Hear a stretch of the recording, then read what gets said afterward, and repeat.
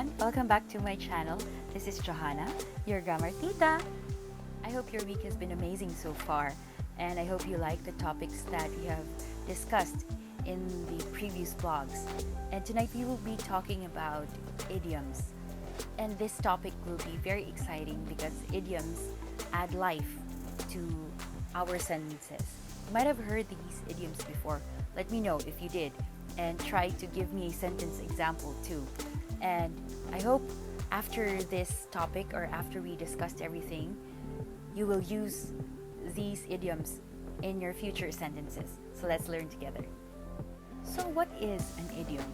Per its definition, it's an expression in the usage of a language that is peculiar to itself, either in having a meaning that cannot be derived from the conjoined meanings of its elements, or in its grammatically atypical use of words. That is a very verbose way of saying it. For me, simply put, it's a fancy way to say the things that you want to say. So I cannot capture all the idioms in the world, so I chose 20 examples that we can discuss or talk about tonight. And let me know if you know any of these words and give me sentence examples too. Our first idiom is once in a blue moon. When you say once in a blue moon, you mean something happens very rarely. For example, she asks about my situation once in a blue moon. Second, back against the wall. It means to be in a difficult situation which is hard to escape. For example, because of the pandemic, we all have our backs against the wall. Next example, head over heels. It means to be completely in love. For example, he is head over heels for the pretty girl. Wow. Next idiom is keep someone at arm's length. It means avoid being too friendly. For example, I keep them at arm's length because I don't trust them. Next idiom is barking up the wrong tree. This means being aggressive at the wrong person or the wrong thing or the wrong situation. For example, she mistook him for the culprit. She was barking up the wrong tree. Next idiom is bend over backwards. It means to accommodate someone excessively.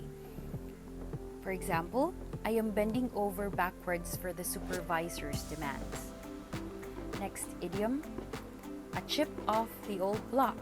It means being extremely similar to your parents or one of your parents. For example, you really look like your mom. You're a chip off the old block. Next, selling or sell like hotcakes. It means to sell very fast.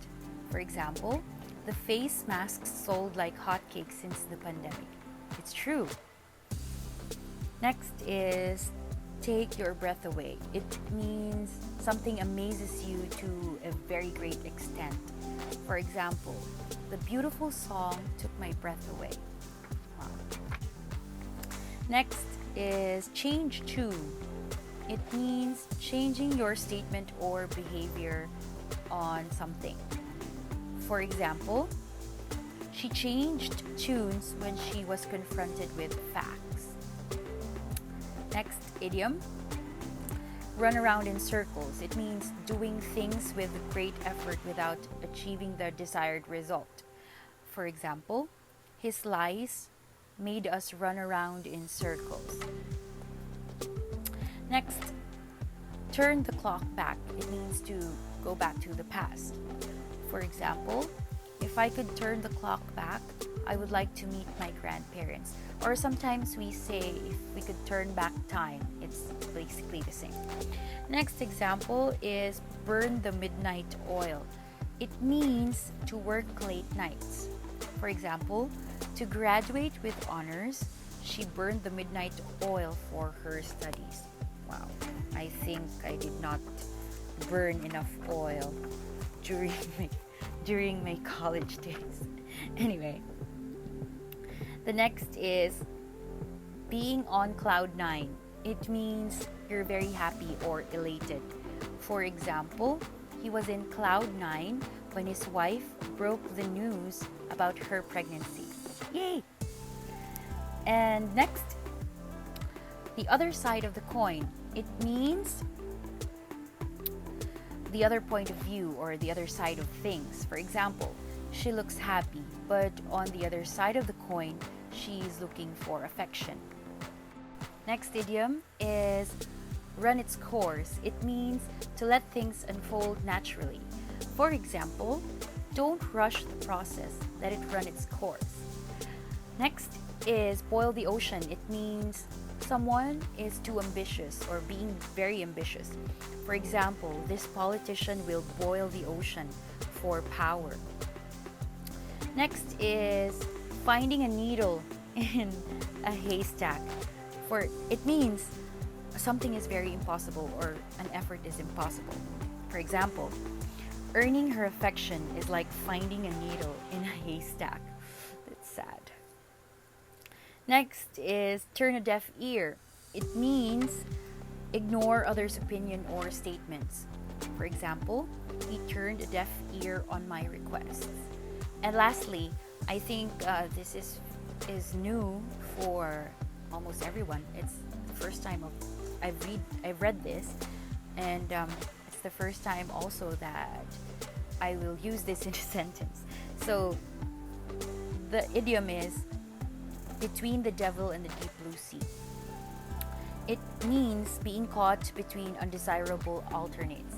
For example, making a choice in this situation is like choosing between the devil and the deep blue sea. Well, that's indeed very deep. Anyway, that has been our topic about idioms, and I don't think my mother will ask me for more vocabulary tonight because I think that was already info overload.